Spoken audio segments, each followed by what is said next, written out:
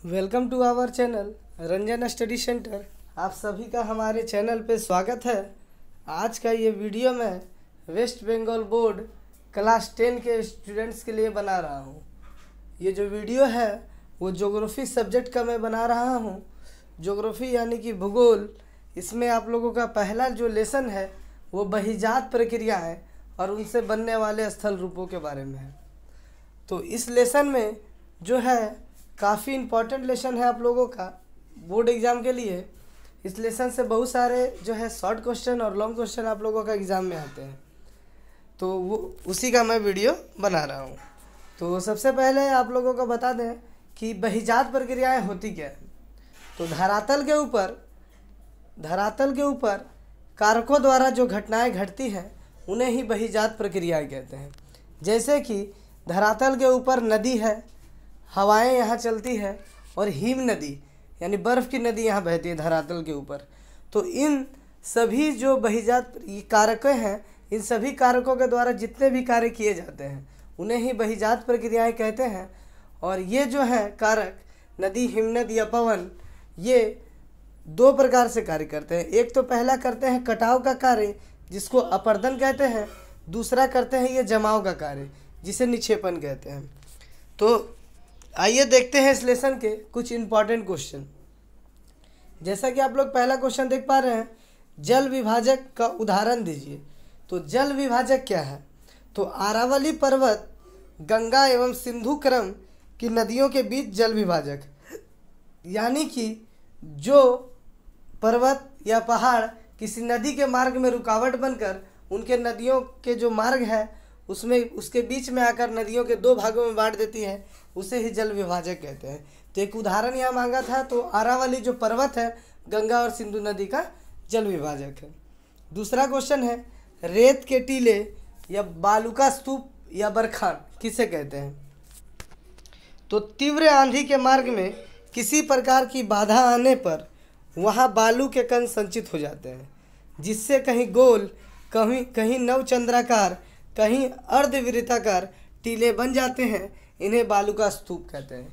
यानी कि जो रेगिस्तानी भाग होते हैं वहाँ पे हवाएं तेज़ गति से चलती हैं और अपने साथ जो बालू के कण उड़ा के ले जाती हैं, तो वो कहीं भी अपने मार्ग में बाधा आने पर वहाँ पर जमा करती जाती है, जहाँ पर आधे चांद की आकृति का जो है बनावट बन जाता है। इसे ही रेत का टीला, बालू का स्तूप या फिर बरखान कहा जाता है।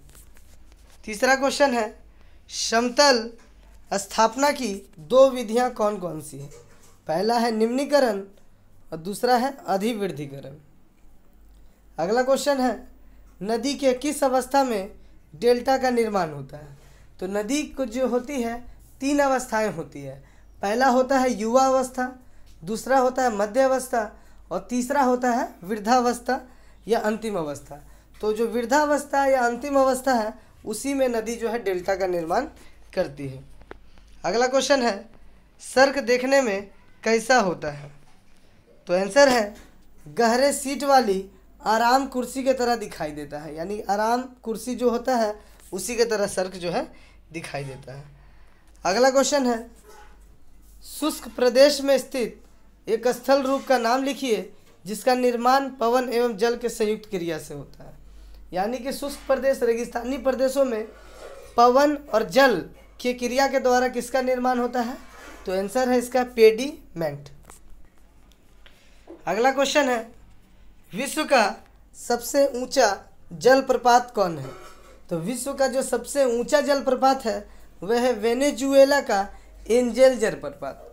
तो जलप्रपात जो है वो नदियों के कटाव के द्वारा बनता है। अगला क्वेश्चन है, भारत का बृहत्तम मतलब सबसे बड़ा हिमनद कौन है? तो ये जो हिमनद है उसका नाम है सियाचिन हिमनद, जो कि लगभग 76 किलोमीटर लंबा है। अगला क्वेश्चन है, नदी अपर्दन की कितनी विधियां हैं? तो इसका आंसर है 4 विधियां। पहला है अपघर्षण, दूसरा है सन्नी घर्षण, तीसरा है घोलीकरण और चौथा है जल गति क्रिया। अगला क्वेश्चन है, विश्व का सबसे गहरा कैनियन कौन सा है? तो विश्व का सबसे गहरा कैनियन है ग्रैंड कैनियन। अगला क्वेश्चन है, विश्व का सबसे ऊंचा जलप्रपात कौन सा है? तो विश्व का सबसे ऊंचा जलप्रपात है एंजल जलप्रपात, जो कि वेनेजुएला में है। अगला क्वेश्चन है, जब नदियां अपने मोड़ को छोड़कर सीधे प्रवाहित होने लगती है तो किसका निर्माण होता है? तो आंसर है छाड़न झील या वृषभ धनु, ऑक्सबो लेक इसको इंग्लिश में बोलते हैं। अगला क्वेश्चन वही है, भारत का सबसे बड़ा हिमनद, तो सियाचिन हिमनद।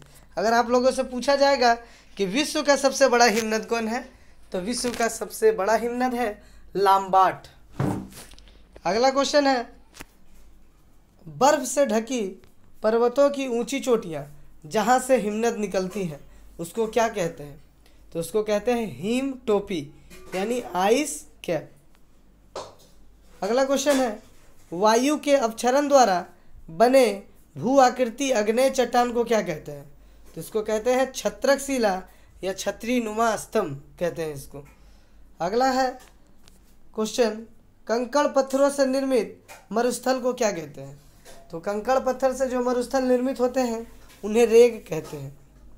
अगला क्वेश्चन है, विश्व का सबसे बड़ा नदी द्वीप कौन सा है? तो विश्व का सबसे बड़ा नदी द्वीप है ब्रह्मपुत्र नदी की माजुली द्वीप। अगला क्वेश्चन है, विश्व का सबसे ऊंचा जलप्रपात कौन सा है? तो विश्व का सबसे ऊंचा जलप्रपात है दक्षिण अमेरिका का रायो नदी साल्टो एंजल जलप्रपात। अगला क्वेश्चन है, पृथ्वी का सबसे गहरा कैनियन कहाँ है? तो यह है संयुक्त राज्य अमेरिका का कोलोराडो नदी का जो ग्रैंड कैनियन है वो 1800 मीटर गहरा है। तो सबसे गहरा कैनियन यही है। तो ये थे इस लेसन के कुछ शॉर्ट क्वेश्चंस। तो अगले वीडियो में मैं इस लेसन के जो है लॉन्ग क्वेश्चंस का डिस्कशन आप लोगों के साथ करूँगा। अगर हमारा वीडियो आप लोगों को अच्छा लगा होगा तो हमारे चैनल को ज़रूर सब्सक्राइब कीजिएगा। धन्यवाद।